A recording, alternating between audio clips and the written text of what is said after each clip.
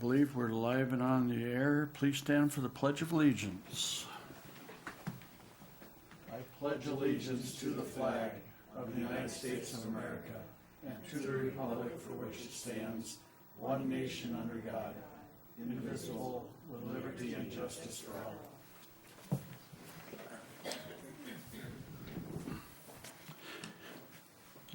Welcome everyone. Welcome everyone at home that's watching or will watch this council meeting of Tuesday, July 2nd, 2024.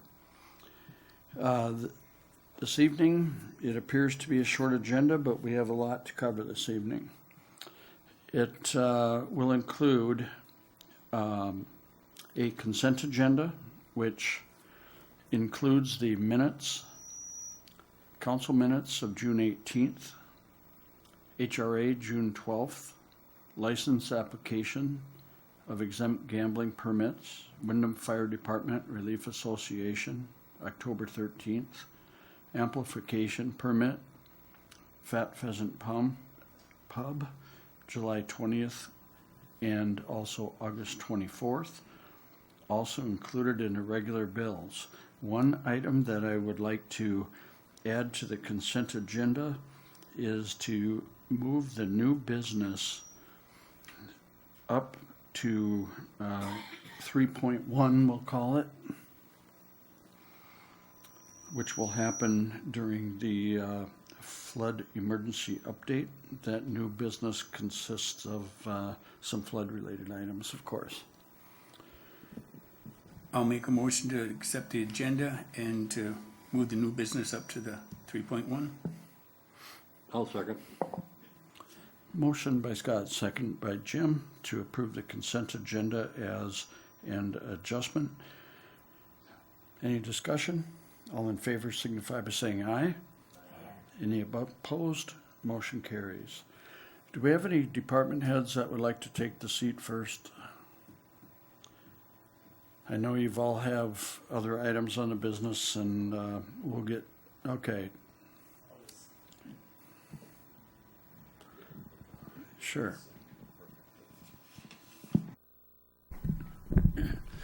Tim Hogan, Recreation Director. So this is going to be kind of in correlation with some of the flood, mainly due to kind of my department and the rec activities. We did put some of that on pause. We were able to get that back up and going starting yesterday for the T-ball programs, things like that. So, and obviously we have a holiday coming up, so we're going to get another little break, and then we'll finish the rest of July out with those youth activities.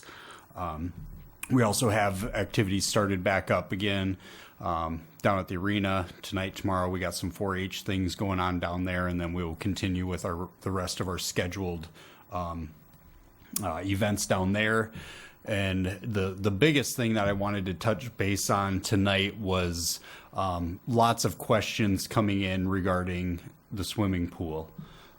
Questions on if we're going to reopen, questions on scheduling, refunds, things of that nature.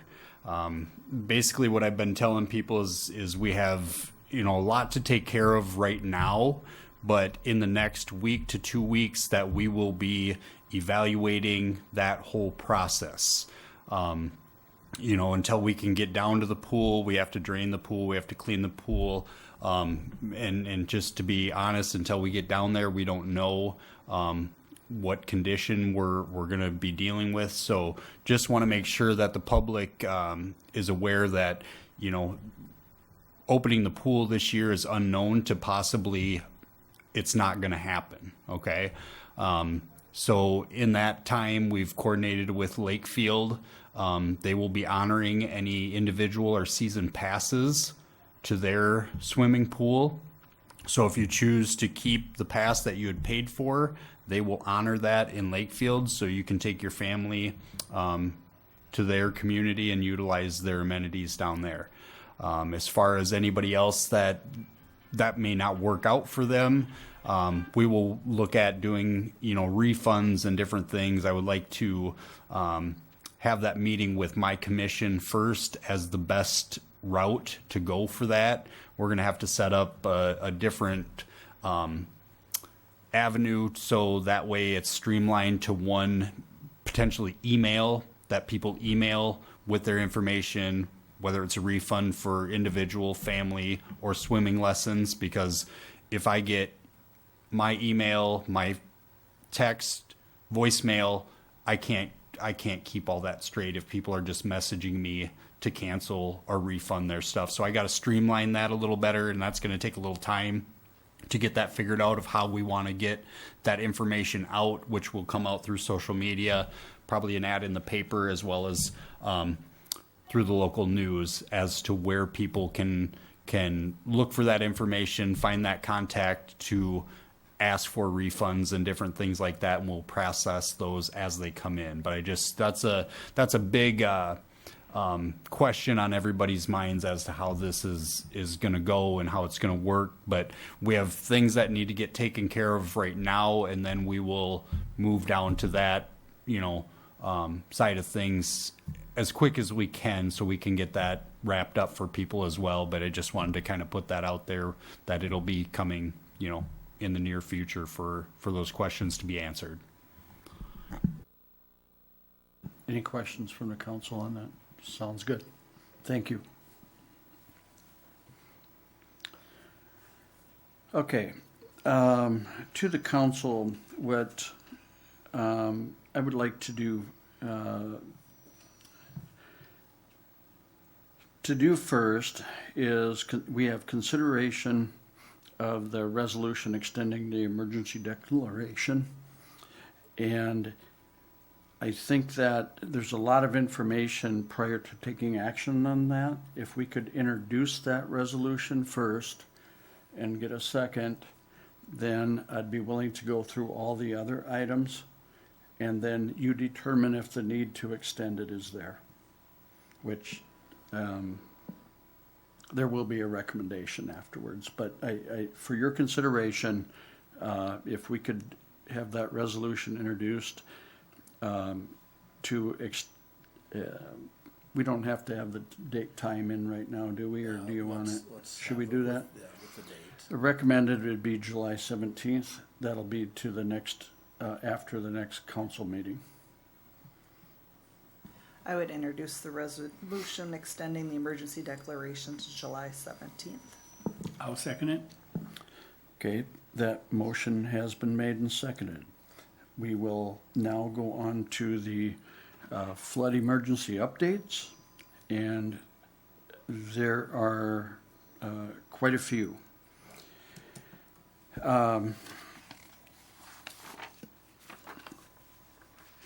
We will have some recommendations for the council to take some action on as well in a little bit, but first and foremost, I want to start with some thank yous. Our community has been outstanding in the volunteerism, and I've said that from the time I seen the sandbaggers working through today. And we're getting more and more volunteers. Appreciate that so much. From the start of the sandbagging, and I'm going to name some names here, folks, and if you have others to add, because I do not want to miss anybody. The help and coordination. I see Diane's here. I see that Hillary has been part of the social media, getting the request out for help. The school district has made online requests for students to come out and help, and boom, we had 200 kids or so available. Unbelievable there. Again, thanks to Hillary for doing some of that social media. And we also have, like I said, Diane and Angie down there at the Old Connection Building, who have been, outstanding in what they're doing. That's separate from the city, and they're doing that on their own. And that's working out very well. A lot of people have taken advantage of that. and just an outstanding effort by those folks. And I mentioned Angie Clausen too, right? So those folks and all of their volunteers that have came to help. So want to make sure we pay thanks to them as well. There's been countless hours of community effort in the transfer station, and the help that after the sandbagging and we moved to some recovery, that transition to groups getting together, volunteer groups that would go and, I don't know, it's almost a muck out of the basements that are full of damaged materials and different things. Our community residents and people from even our surrounding area have came in to help with that. Outstanding effort just to get those items to the transfer station. While we're talking about that, Kyle Platsky, I pronounced his name wrong, I'm sure, but I think he has done an outstanding job for the county. The county commissioners have did a great job. They started this process up. They right away concurred that we need a temporary transfer station. They helped set that up and at the high school parking lot. That has been outstanding. Want to thank for all the coordination and effort, county, state, and local officials. Specifically, Paul Johnson has been the leader over there at the Emergency Operations Center. He's the director, and all of those have been part of the management team that has met. For the first week, it was twice a day for the most part. Then it transitioned to one per day, and now it's down to one every other day is pretty much where that's at right now. But just because we don't meet that often, there's a lot of stuff that have been designated for assignments throughout the whole team that they're all working on. And I mentioned Kyle, Jed, the county superintendent there, has worked diligently to provide information as this whole process was going down.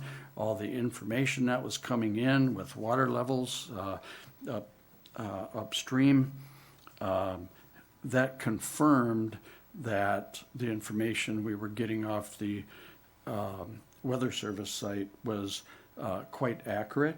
It was a little bit higher, but they will err on the side of caution by making that level seem, and we're not talking huge differences, a couple inches. So I think the immediate rise was put at, 7 foot in a matter of how many hours? 24 hours. Just an incredible rainfall event throughout the area. Also remember, this is a regional event. It's not just the city of Windom. It is a large area in southern Minnesota, which we have a lot of rainfall that has to come through our city. The HSEM, which is the Homeland Security and Emergency Management team, there was 3 or 4 different members down from the state to help us through that and give assistance to Paul Johnson. We thank them. All the county commission have been good, and we appreciate their help. And I think City of Windom was a center of focus on a lot of that, but they're still looking at, they have to do their townships and their county roads and all of that business as well. So thanks for them to doing their job. MnDOT, thank you to Chase, shout out for him, our local maintenance guy in the area. He's been at most of these meetings with us, done an outstanding job. I can't thank our staff, our department heads in town enough. They've been at these meetings. Thank you, John. Thank you, Ben. Thank you, Ryan. Thanks to the electric department. who am I missing? I don't know. All of our city staff have put countless hours in of nonstop work. Tiffany, planning and zoning stuff, just an outstanding effort by all of our city department heads and their staff that are working underneath them. Law enforcement has also been at every meeting that we've had. And we had some trials through the thing with different things and shutting down roads and all that, and the coordination was awesome. Scott, thanks for you and your staff as well, and for attending those meetings. We've always had law enforcement there. So really, don't want to leave anybody out. We had contractors that came in and absolutely did the correct thing in coordination with our street and stormwater and water departments to come in, made a decision. We did it. We diked up the thing. They were out there till 2 a.m. on that Monday morning. No, I'm trying, my days are mixed up, right? And I'm sure all the councils are too. I thank the council for backing up the stuff we've done. We've had individual discussions, not with a quorum, I will put that on record, but individually, and we appreciate that. We've had council members supply sugar, and we appreciate that, Jenny. They were in the form of rolls.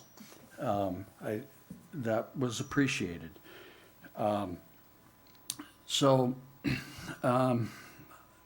The contractors that worked with us, I think did a good job, and we stopped a lot of what was coming out of Island Park that was probably a foot deep at times. Our staff put the sandbags in place, got it slowed down, and then you seen the side dumps that came through our community.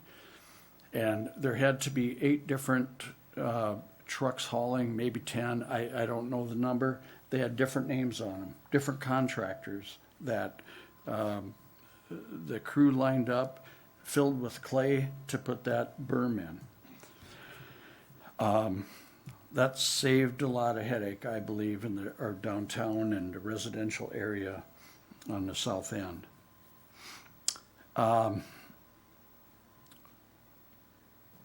Once again, the recovery efforts are now starting, led by some local volunteer groups who we thanked, Red Cross and others, to assist the community. If you need help, please reach out to some of these groups. They're there, they're willing to help, they have the contacts, information's being put out on social media. We have the, the Christian, I wrote this down too, Christian Aid Ministries are in town. They can, for the public's knowledge, if you sign up, you can do that, and they will actually take sheetrock off that's wicking up. Typically, it's a 3 or 4 foot level that's recommended. These are professionals who have that ability to do that. And it's my understanding that is no cost. And so and I'm getting the nod back there from Tiffany, my go-to on all this stuff. And, I think take advantage of that while they're in our community. If you need that help, they have washing equipment. They can disinfect after the removal of the sheetrock, and so that's available. And we will have. It's called MinVoad, is a application that was submitted by Paul Johnson today, and that's through Red Cross Starts It. They have a group of people then that will put the needs out there, and you'll have more groups possibly that come into the community to help with that as needed. Okay, Discussion with our state and federal agencies, touch base on that, and elected officials. They are committed to find everyone, every avenue to assist our citizens and community. This will include future actions on flood mitigation items. I have talked with the council individually once again on some options to finance some of this. That will be coming at the next meeting in July for more specifics. Steve has some items that he has to work through in that effort. So we want to make sure that is completed by Steve so he can give good guidance to the council. So that is being worked on. And the officials that were here, the first visits that we had almost immediately were by Senator Weber, State Senator Weber, and Representative Marge Fogelman. We appreciate that. They came back once again when we had other visitors from the federal side. The governor's office, I appreciate Governor Tim Walz for getting this federal declaration underway, and 10 folks had to sign off on that, is my understanding, with the governor. That was submitted, and it was declared the federal disaster, so that means FEMA can now be accessed. That is for public assistance so far. I've had numerous questions as I've stopped at different areas throughout the community on, is there anything to help me individually? That is called individual assistance. And we are pushing for individual assistance. One of the things that Tiffany is going to talk about while she takes the seat up there is the damage assessment forms. Damage assessment forms are very critical, that every property owner in our community that has even just a wet basement needs to fill out a damage assessment form. Okay, this is very critical. We have some of the following people also that need to help us.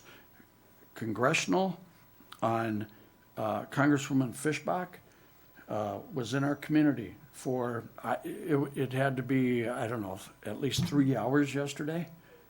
And outstanding comments. She visited with KDOM, with Windom News, gave public comment. She will do what it takes and what she can do to help expedite some of these items. She personally visited some homes, went in a home that was severely damaged. I can't thank her enough. I've contacted Governor Walz through text. He's responded every time that I've texted him. Senator Klobuchar's office, I think we're scheduled with that tomorrow at some point. 1:30 tomorrow. Chuck Ackman, her representative, they've been swamped as well with the needs in our regional communities. So we expect him. And a thank you too, once again, to the media, KDOM and Windom News.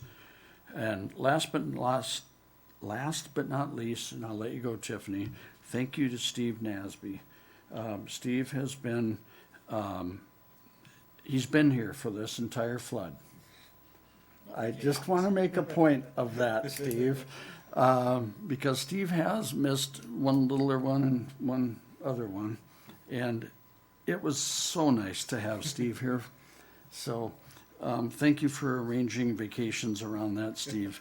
And, you know, you got to smile at some of these things, right?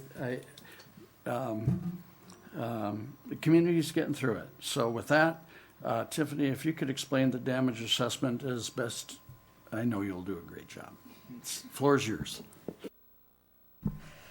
Thank you, Mayor.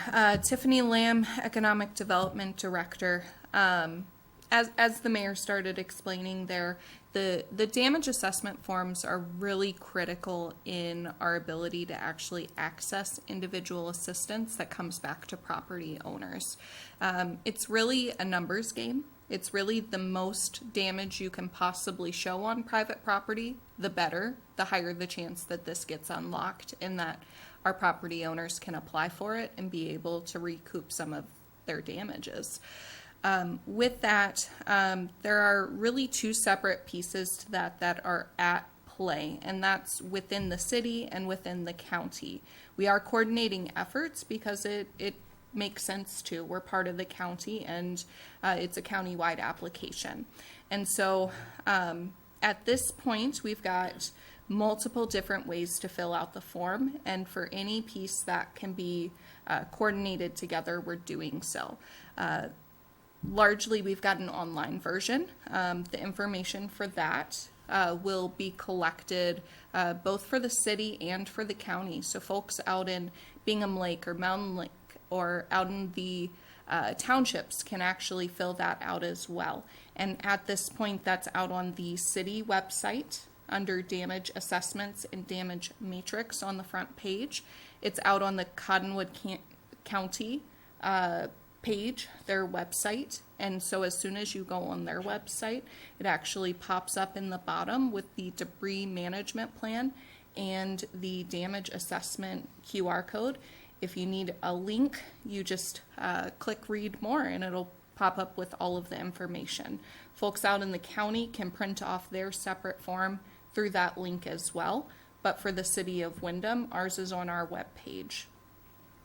Now, there will be more of the forms available online.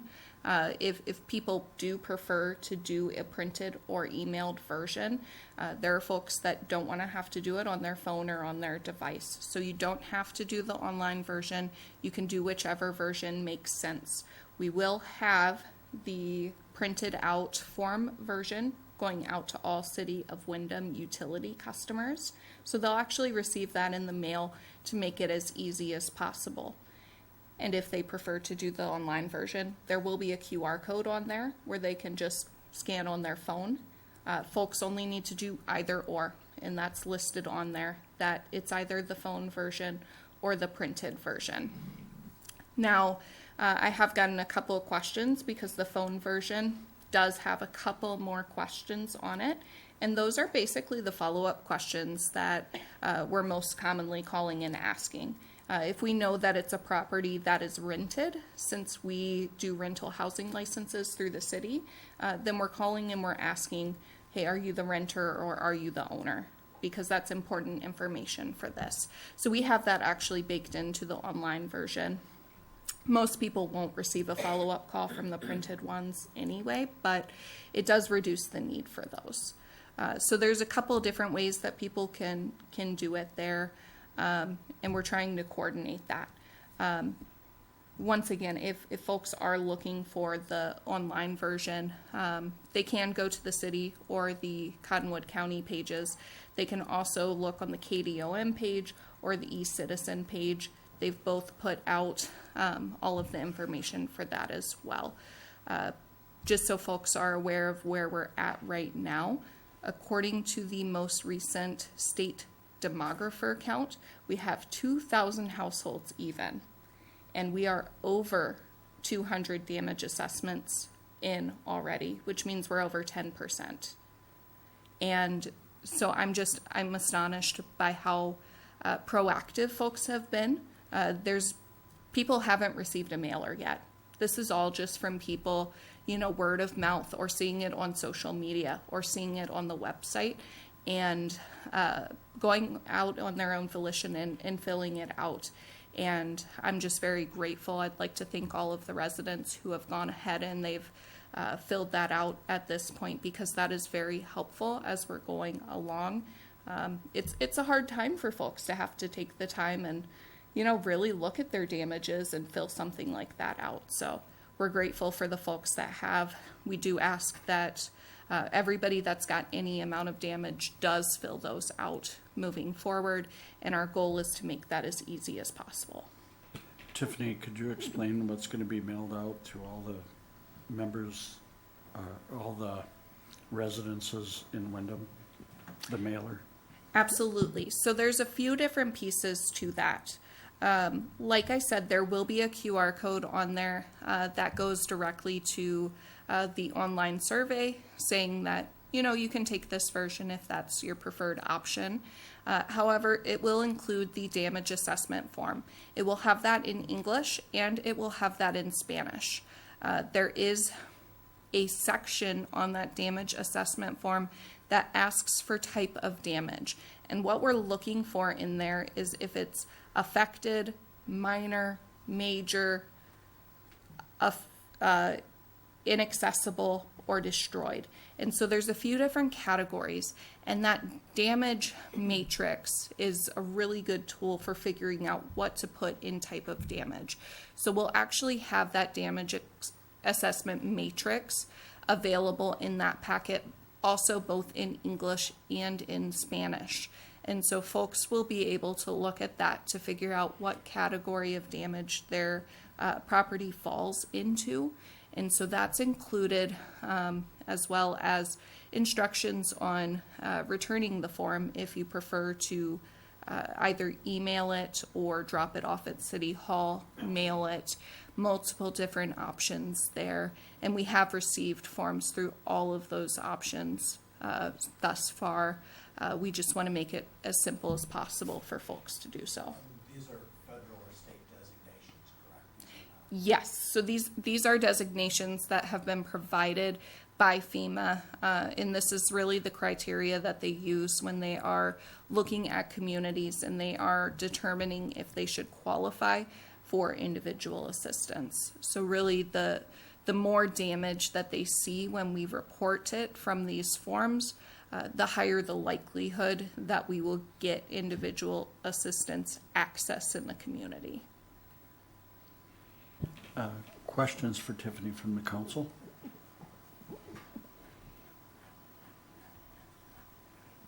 Okay, thank you so much, Tiffany. Thank you. Tiffany, by the way, I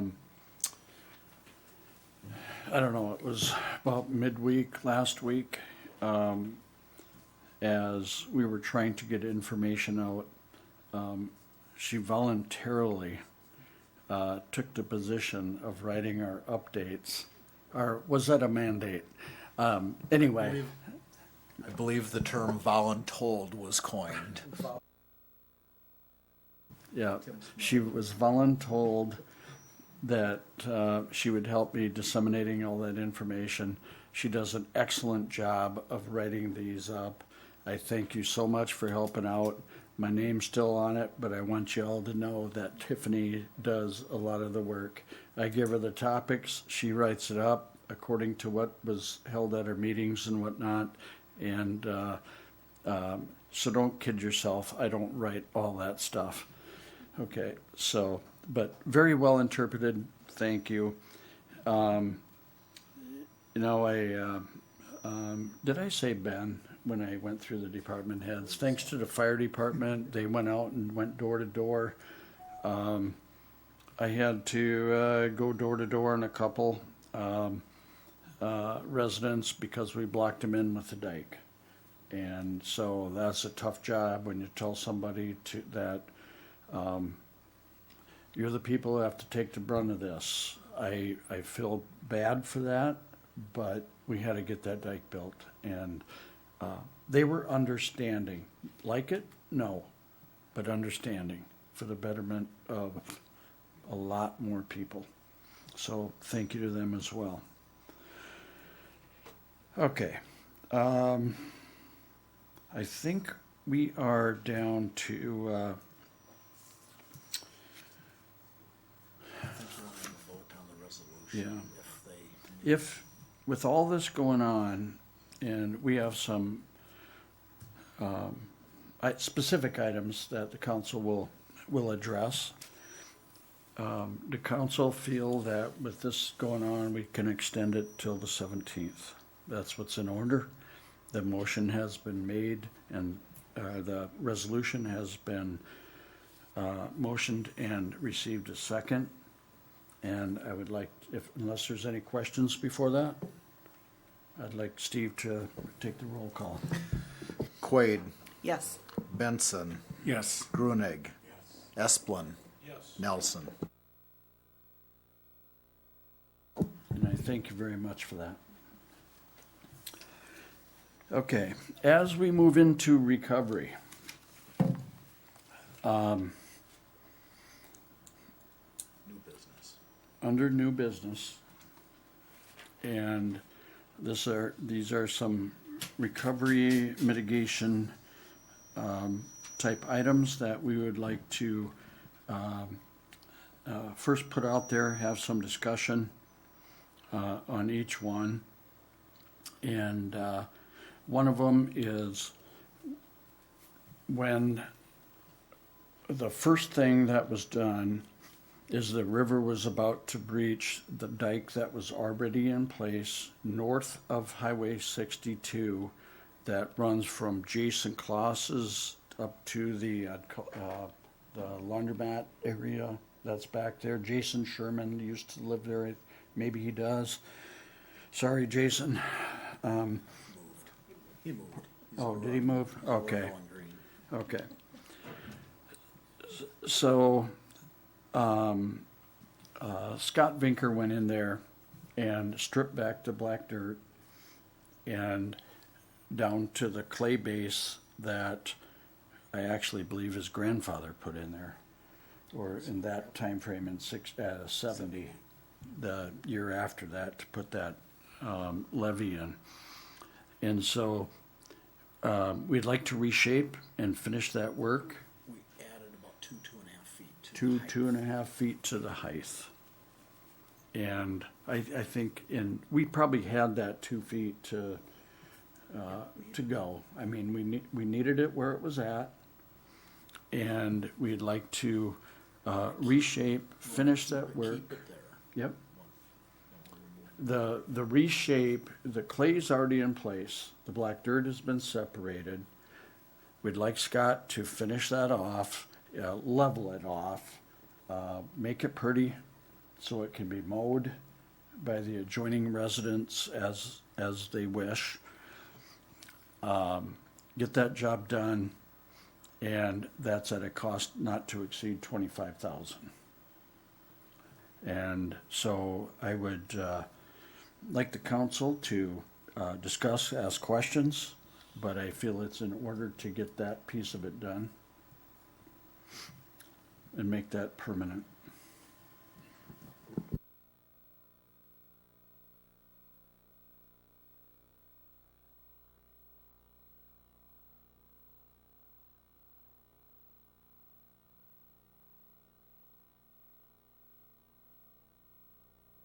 Dennis, could I ask you to read the motion, please? Okay.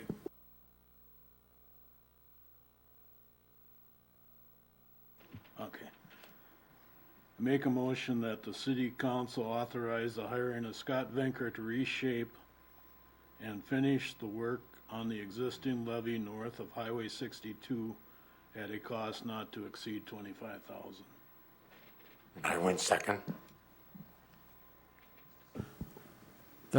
That motion by Dennis and seconded by Marv. Are there any discussions or further questions, Scott? Will that take it all the way up to the bridge? No, that'll be separate discussion. Up to the 62 bridge, yes. Okay, not to the Oh, no, up to 60-71. 62 bridge. Yep, that's correct. Okay, hearing no further discussion, all in favor signify by saying aye. Aye. Any opposed? And that motion carried unanimously. The second thought is to start the process of constructing a levee on city-owned property from Highway 62 right-of-way. And that is approximately from the bridge on 62, that area to the right-of-way on Highway 6071 right-of-way at a cost not to exceed $175,000. And we put that not to exceed 175 because that is a cutoff. If it's estimated at over 175, then we have to bid that job out. We have talked to the contractors and placed this in here as guidance. We believe it can be done for that, and I believe that we need to do this very soon as the conditions warrant. We've had 3 of the highest floods in the last, 7 years, roughly. And it's time to start addressing this. The material that you seen to build the dike is being placed. It might even be happening now or by tomorrow. Some of the material that's on. Go ahead, Steve. Sorry, Mayor. Yeah, some of the material that was on Highway 62 to form that temporary levee there, rather than truck all that material off-site and have to turn it around and truck it all back, what we're doing now is having the contractor place that into Island Park near the entrance. It's going to go on the west side of the road. We're thinking about storing some of those large sandbags on the east side of the road as you go into the park. To the right would be the clay pile, and to the left would be some of the sandbags. So we want to keep that material on site so that if there is a levee constructed through Island Park, we've got that material and can use it. So rather than pull it off, we want to keep it there, and it'll be unsightly for a little while, and it's some soft in the park, but we feel it's the kind of the best thing to do to keep that there and will also reduce our costs. So that's kind of part of the other reason to look at moving this forward right now as that material is on site. Contact has been made. I visited with Tom Kresko, who's our regional hydrologist. We hope to proceed, and I'm not going to say tomorrow. It's too wet to do anything down there right now. But we have a process that we'll attempt to work through with the agencies to get a permission. And we have help through the process, legislative folks that have vowed their assistance in getting this done. We, as a community, do not want to wait, I feel. We need to take some action now. We've went too long. Past floods have indicated this. Now's to start. Let's take action. That's my feeling. I'll leave it up to the council for comments or questions. If this levee is constructed, it'll be a permanent structure. Yes, Mr. Grunig, this would be a permanent structure to leave in place. There's some, not part of this, but there's discussion of other stormwater items. There's things that can come after that. This makes it so we have maybe a 50-foot dike to fill in the gap. If we leave Island Park open, that entry, but we have the sandbags that Steve, if the river comes up this year, we want to be able to move them sandbags, boom, right down there. We'll get some additional clay in to burn that up. So I think we're looking long-term. This is a fix, part of a fix. There's other things being discussed that could have potential grant dollars included in it. Not this authorization, but in the future, there's discussion of floodgates and other items.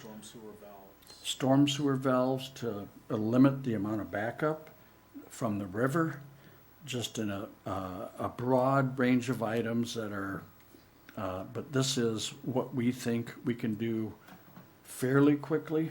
Fairly quickly might mean, and I'll just throw this out there, it might mean 6 months, might be 8 months, but it's quicker than we have ever attempted to do in the past, and we need to get it done. Scott? I know that we gotta firm that area up, but I'm thinking if we firm that area up and push the river around the bends and come around underneath the bridge on 71, we came right behind the liquor store this year. Will that fill that whole area in right there then, or? You know, and this is in discussion. This is to do what we can without adding a lot of fill to the floodplain. That's an important thing for DNR to consider prior to issuing an official go-ahead. Okay? And so we'll do our best to accompany that, but you're right. And there's other pinch points, as DNR calls. One is the bridge. One is Highway 6071 bridge, once again. Then we have the railroad bridge. The thought process is if we can talk some floodgates on the bigger picture here coming up, that there could be funds available for that. It'll get the water through Island Park faster. And there's some decisions that'll have to be made by you folks that are what's that do to Island Park, right? I mean, there's some tough things coming up, and so we're not talking about that yet.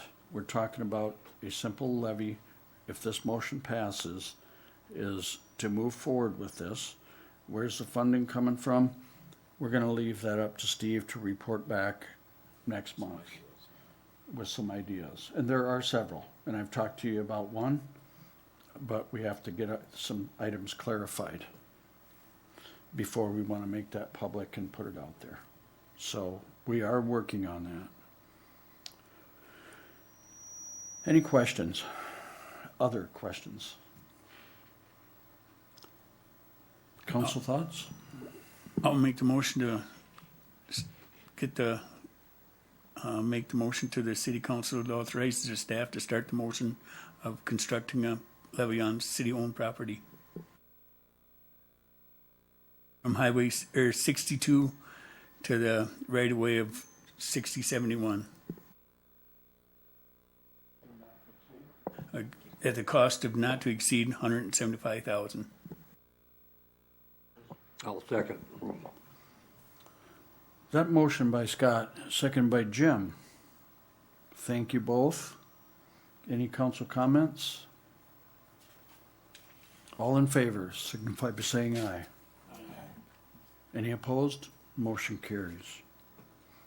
Third item is at the start of this whole flood episode, it seemed like Red Leaf Court was inundated with a tremendous amount of water. And there are things that we feel that we can do, but prior to that, we would like to have an official feasibility study done. And we had a member of our community, Dennis Johnson, that was out there during that event, taking shots, providing comments, and has some information. He's lived here, I think, most of his life. With that, we'd like to hire Johnson Engineering Group to do a feasibility study for stormwater improvements at Red Leaf Court, subject to approval of a contract and that would be reviewed by city attorney and city staff. And once again, when we're looking at this, we'll see what the estimate comes out at. That estimate is over 175,000, which it could be. We've had estimates in the past that have been quite high, but if we can do something to fix that, let's look at it now. I think we'd have I would hope we have a lot of support from Red Leaf Court. And there are some items that maybe in the past were not done correctly out there, blocking some of that drainage from going. A neat thing out there is it's been identified that we have a 54-inch culvert underneath County Road 13. That can be huge because that's where we'd tie on to. So, with that, I would entertain the council to take an action and affirmative to hire Johnson Engineering Group to do a feasibility study. I would make the motion to hire Johnson Engineering Group to do a feasibility study for the stormwater improvements at Red Leaf Court, subject to approval of a contract by the city attorney and city staff. I'll second that. Motion by Jenny Quaid, thank you very much, and seconded by Dennis. Council have any further discussion or comments? I will say that we have went after bonding bill. When I say we, Steve has taken the lead on behalf of the council, and we've done this 2 times already. And there'll have to be decisions coming up on that design. But if we can do it within a funding program by the city, that's something that we can start now. With that, all in favor signify by saying aye. Aye. Any opposed? And that motion carries. Additionally, I do not want to forget about, because when we're talking about the funding that Steve will research for us, one thing that we don't want to forget about, there's other people in our community. These were the easiest ones to identify, some that have a large impact on the community. We understand that Cottonwood Lake has had significant water level increases. We understand that. I visited with folks out there personally. I could not believe that lake could come up so fast. There's bottlenecks in the effluent of where that goes. Also, you had 12 inches or better of rain. And that's our aquifer that we're looking at. There was some decisions made, and we put a pump in there a couple days after the event that we started pumping water out. I do believe that helped as well as, to getting that culvert running. Our staff did a great job out there for, I don't know, it must have been 4 days we pumped that, 4 or 5. Thank you for getting that in there. That was a DNR. DNR to work on their dams. Yeah. There's going to be discussion. DNR has made it evident they want to figure this out. They were actually out there surveying and doing their own hydraulic analysis on some of this stuff yesterday, and shooting the high water marks, because this is new data. This is historic. We got a different ball game than we did back in 10 years ago. So all of this goes into helping our community and acknowledging that we have issues in some spots. That will come eventually. Perkins Creek, it's all impacted. What goes through Cottonwood Lake currently goes through Perkins Creek. And that's a big impact for the folks along Perkins Creek. We understand that. But there's there's tough decisions the council will have to make in the future. Look at River Road. What can we do out there? That's going to be a tough one. But I think there needs to be discussion on that as well. And there may be others that we just haven't addressed as of yet. So, well, I thank the council for that guidance. Thank you for passing these 3 considerations. Appreciate it. I'm just going to look back at our staff that's been working diligently, did anyone have any comments that they wanted to make regarding the flood before we close that portion of it? Because I truly, John, you said no? Okay. Well, they're the guys out in the field and their staff who's done a great job. Okay. Ready to move on? All right, thank you, council, for those actions. Okay. We have a resolution accepting a donation from the Windom Public Library, Friends of the Library. I would introduce the resolution. I'll second it. Introduced by Marv, seconded by Scott. Any discussion? We thank you for all the donations that have been going to the library. Steve, a roll call. Esplin. Yes. Nelson. Yes. Quaid. Yes. Benson. Yes. Grunig. And that resolution carries. South Cottonwood Lake Subdivision Inspection Agreement. Oh, Tiffany's going to join us.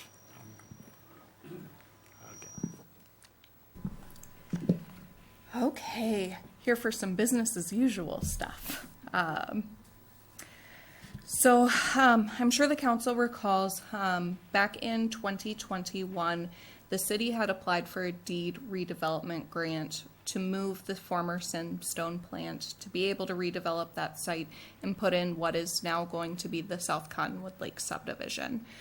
In that year of 2021, the city entered into a demolition agreement with Voss Heating and Plumbing of Paynesville, and later on, a few months later, in March of 2022, entered into a contract for private redevelopment with an affiliate of Voss, DVK Diversified.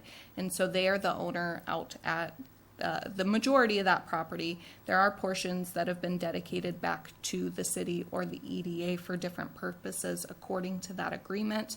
However, DVK Diversified is the main ownership, including of the lots out there that will be sold for private homes. For the infrastructure on that subdivision, it is a private deal between Voss and between DVK. All of the essential infrastructure Voss is putting on DVK's behalf to be dedicated back to the city. So ultimately, the street will be a public street that comes back with public utilities with that. At the time, there was no observation agreement put in place with the city engineer or any plans for that put in place with department heads. As we've gone along, we did in April of this year have the utility commission and then the city council approve plans and specs on the installation of that infrastructure. And in that included some testing parameters that they must cover and some special inspections that they must cover the cost of. What it did not include is any agreement between the city or EDA and our actual city engineer, DGR Engineering, and Dan Van Scapen. And so what we have found as we're reviewing those agreements is that staff, multiple department heads feel it appropriate that there is an additional agreement for observation by the city engineer at that site. The major reason for that being that it will be dedicated back to the city and it will be city maintained. On the request of our city engineer, what we do have before you is a task order amendment to our existing agreement with DGR. This is outside of the scope of our existing agreement with them. It's basically an add-on of services specific to that site. What they believe is necessary at the site includes pavement base observation, with about half of that pertaining to utility, paving observation, construction administration, and then utility construction administration. The total fees anticipated are anywhere between $27,000 and $47,000, with around a third of that being attributed to utility.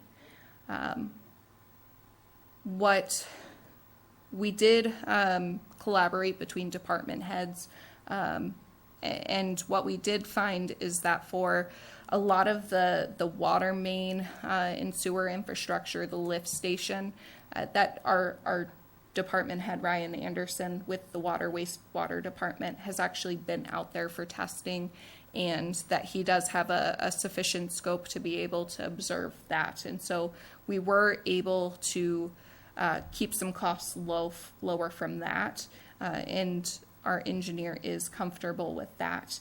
However, he does see that need for paving observation for him to actually sign off that the work has been sufficient to be dedicated back to the city, for him to be able to actually certify that. So we are recommending a approval of the inspection agreement between the City of Windom and DGR Engineering, just to ensure that we don't have any future problems with that infrastructure, so that we can make sure that any potential problems that we can foresee arising out of that are solved at the time that it's put in. And what other benefit we have from that is that within the specs, it is listed that they must allow the city engineer, city staff to observe at any time. And if there are any changes that are necessary because they're not meeting testing requirements, that it's at their cost to actually fix that. So having the observation at the time of is essential to making sure that that doesn't fall on the city later on after dedication.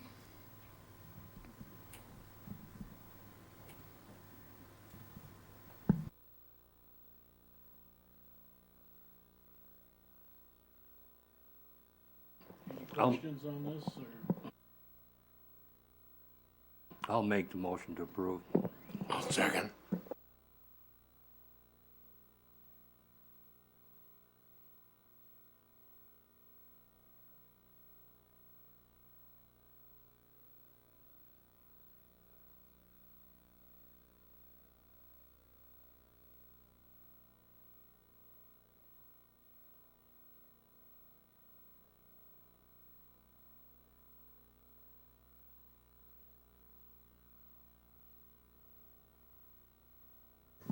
Thank you, Dennis. Marv? I have a quick question, Tiffany. Does that new development, did it look like it had water issues with the high water mark of Cottonwood Lake? They definitely did have water out there. I think that in discussion with other department heads about what they were seeing out there, just with the departments that are, more involved with knowing what they're seeing with that type of stuff, that a lot of what was seen at Cottonwood Lake was not what you would typically anticipate seeing. What I'm grateful for is that this happened before they're actually submitting building plans, and it's something that can be addressed at that time if there are any mitigation factors that they can be putting in while they're, particularly with the lake lots, developing those. And so it's key timing there in some capacity, but I don't believe that it changes the scope of their work out there in any capacity. Good question, Marv. Thank you, Tiffany. Thank you.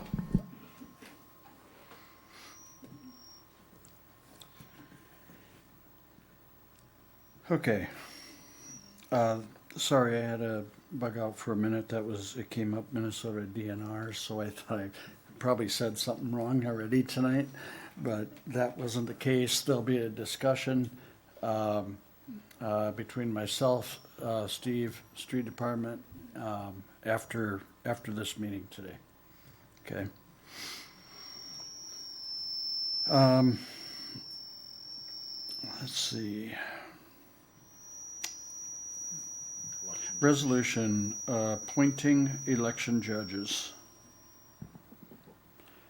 Council have any questions? Pretty straightforward as usual. Again, thank you to all the people that volunteer to do that. That is great to see, the list, all those names. And so I'd like to introduce the resolution appointing the election judges for the forthcoming primary and general election in 2024. I'll second it. Resolution introduced by Jenny and seconded by Scott. Any discussion? Hearing none, roll call. Quaid, Yes. Esplin. Nelson. Grunig. Benson. Yes. And that resolution carries. Fire Department, you're on the clock, Ben.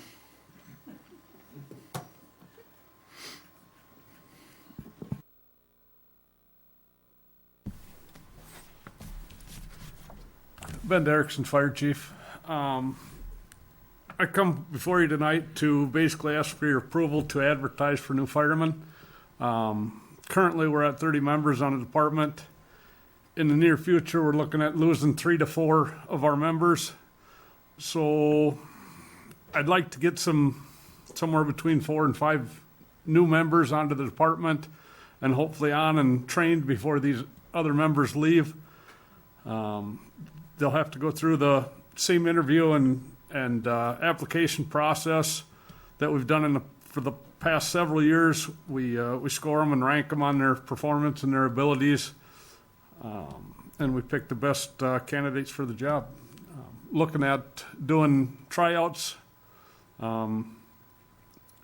hopefully early this fall. We haven't exactly set the date yet. I need to get with my assistant chiefs and pick the best date that works for us and go from there. But looking for your approval to do this first. Council have any questions? Jim?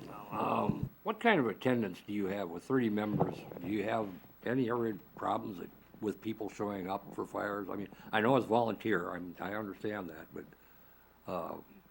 and you need 5 more. Somebody retiring?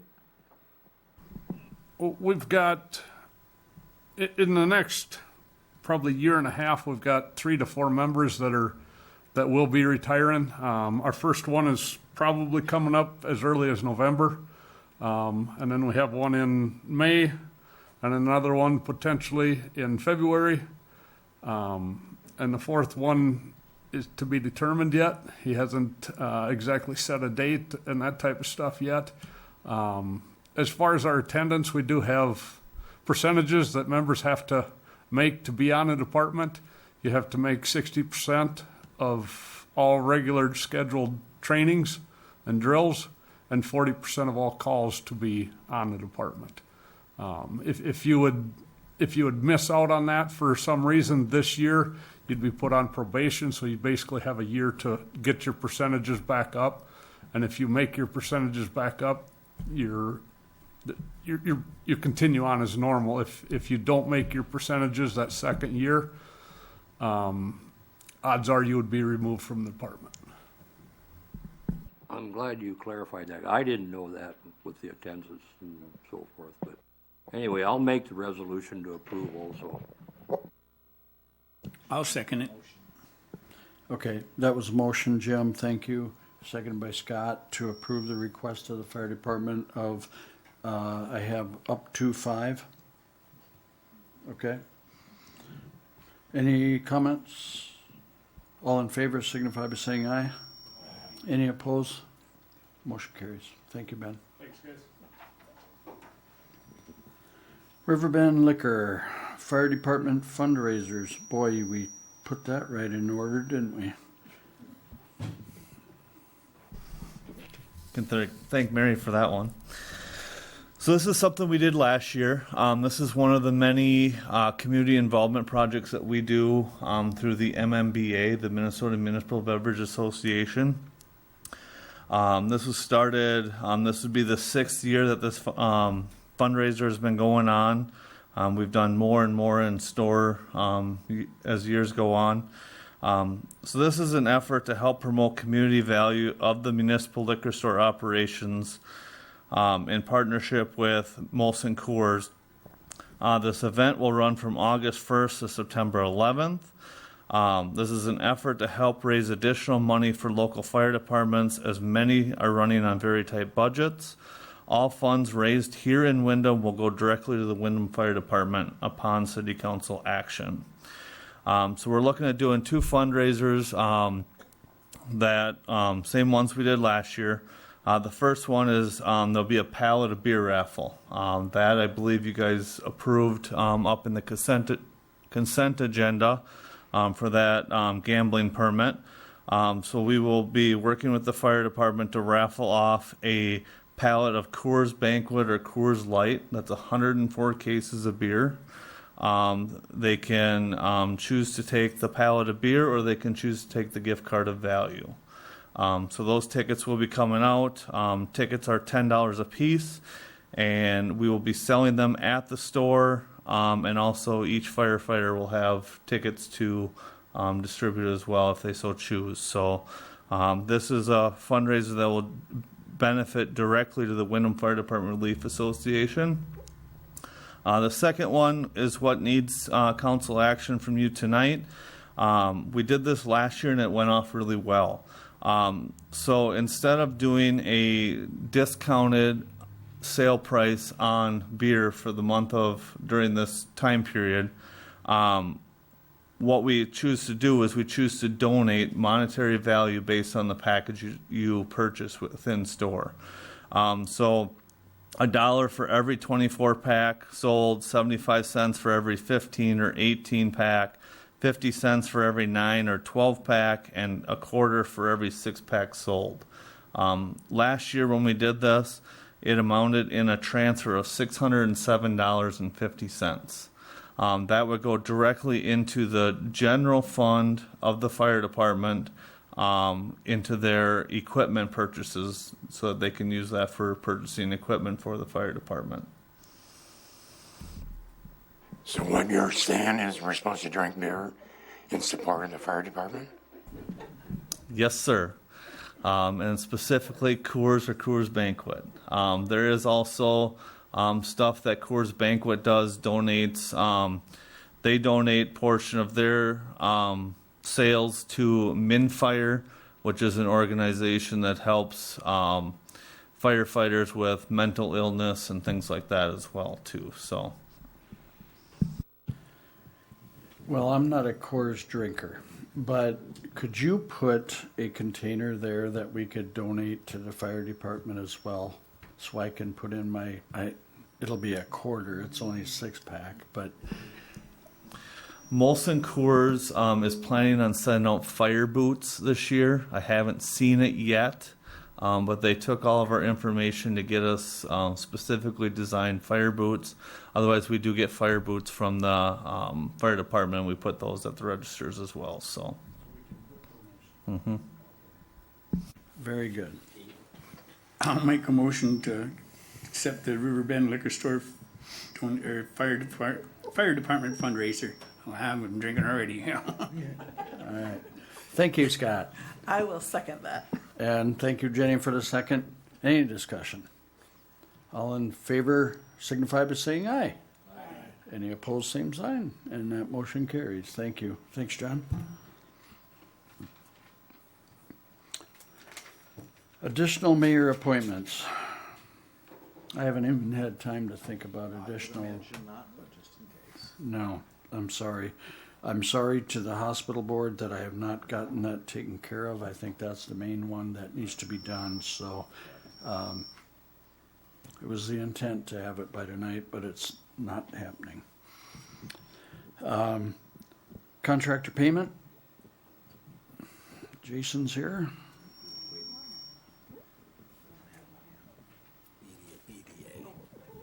Oh, I'm sorry. You can sit down, but no, I did have an appointment that I did include that in the packet. Yeah. Yes, thank you. Stacy Sanow. She has, as my understanding, we're not just appointing her in the dark here. She knows about this, and so recommendation is to appoint Stacy Sano with much appreciation to the EDA board. And make the motion.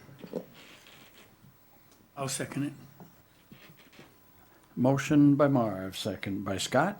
Any discussion on that appointment? All in favor signify by saying aye. Aye. Any opposed? Motion carries. And I will have the one done in 2 weeks, I hope. Yes. I need to get that done. Totally space that off. Contractor payment. Go ahead. Jason Sikora, Electric Utility Manager. We have contractor payment number 8 to Wilcon in the amount of $450,844.35. Utility Commission approved this for payment at their last Utility Commission meeting, and DGR also has signed off on it. So. Do you have just basic, You want- big ticket item? Yep. out of So a lot of this has been, there's a lot of painting done. They painted the ceilings, they painted the walls. A lot of the electrical equipment is starting to show up, and tray is being installed. Concrete work on the station power vault that the transformer will sit on, providing power to the auxiliary equipment to run the generators. And then I believe on this one there was some of the roof work was on there, and a little bit of the steel remaining work. So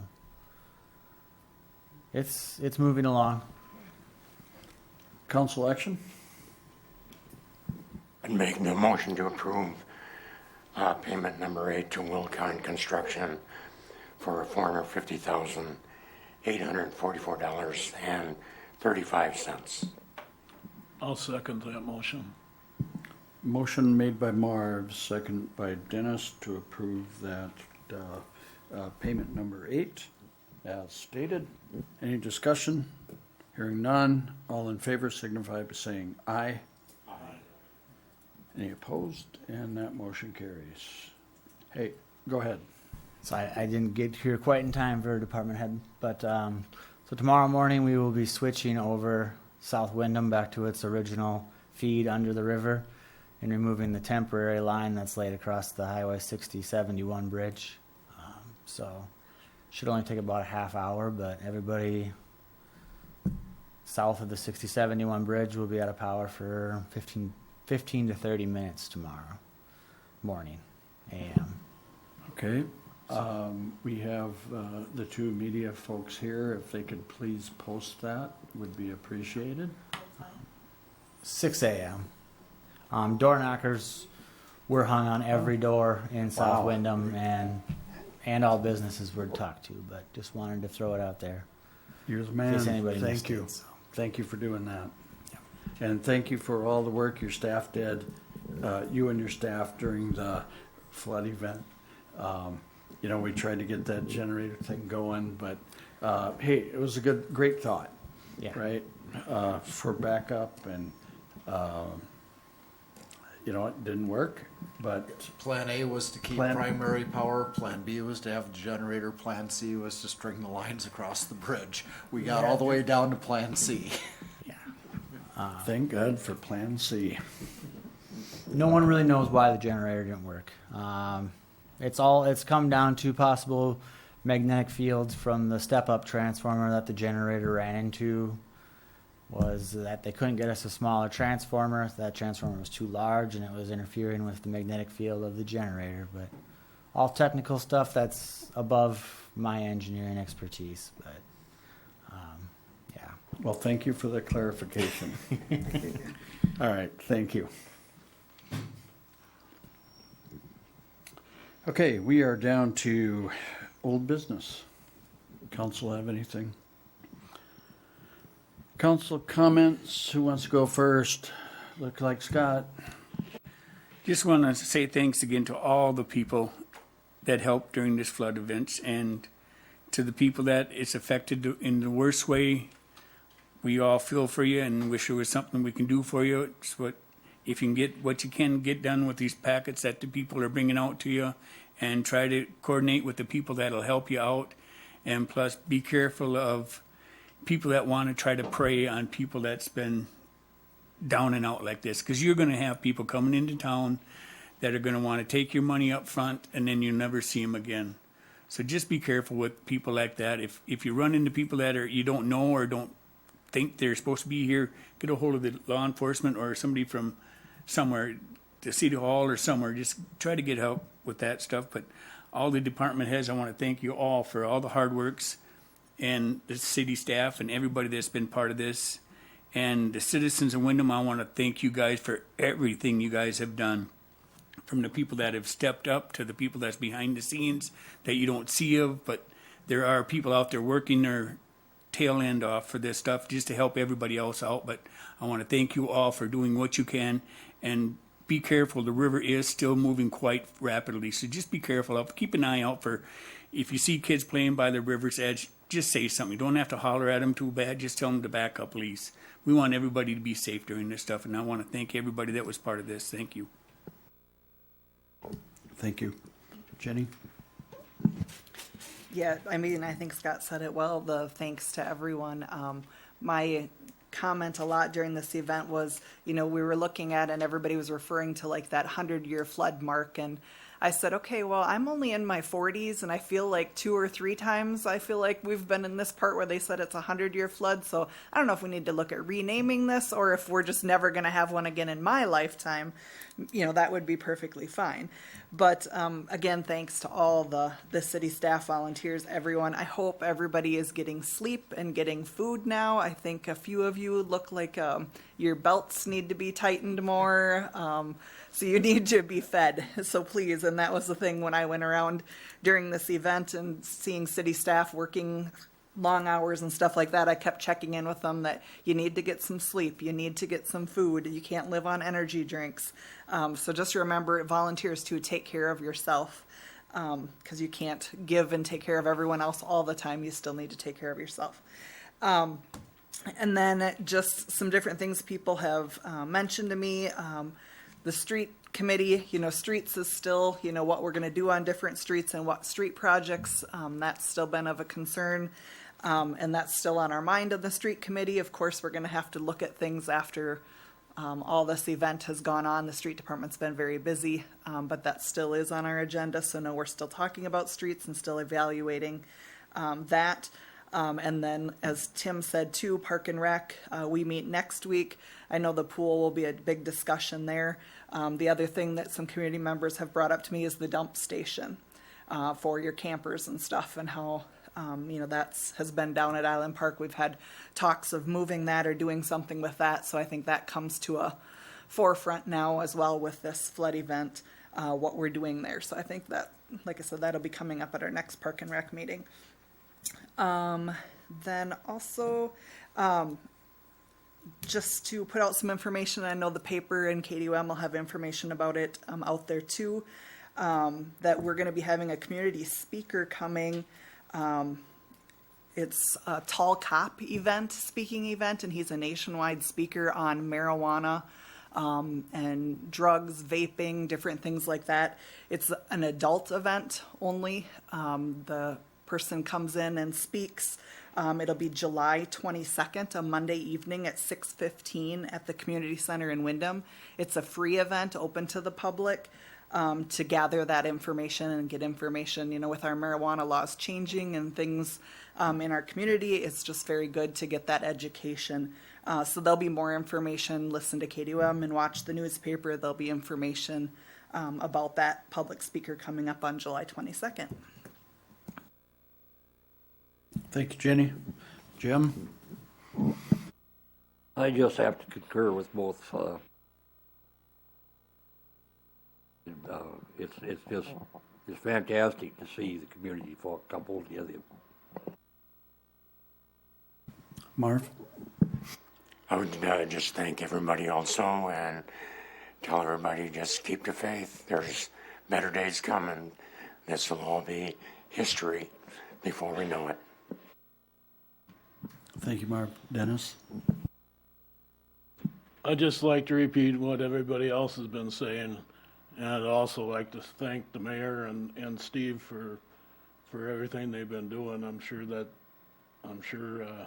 Dominic, that takes away from your time with Red Rock, but I surely appreciate getting all these notices after your meetings and keeping us well informed. So thank you. Thank you, Dennis. Steve? Again, same thing. Thank you to the community for stepping up and volunteering, getting all those sandbags out. I believe Cottonwood County Emergency Management estimates 48,000 sandbags got filled and out to people. That's something that was done almost entirely through the volunteer effort. So really thank you to those folks for getting that done. Thanks city staff and all of our partners, state, federal, county partners, and I'm glad Dennis caught you. Thanks for all of your time. Thank you all. We'll make it through this. So keep your head up, smile when you can, and thank you to everyone that was mentioned before, that the council has mentioned. Kudos to everyone. And like I say, we'll get through this, and we're going to start immediately on some of this work. We need to. And it's not going to quit. So let's do this, and we're adjourned by unanimous consent.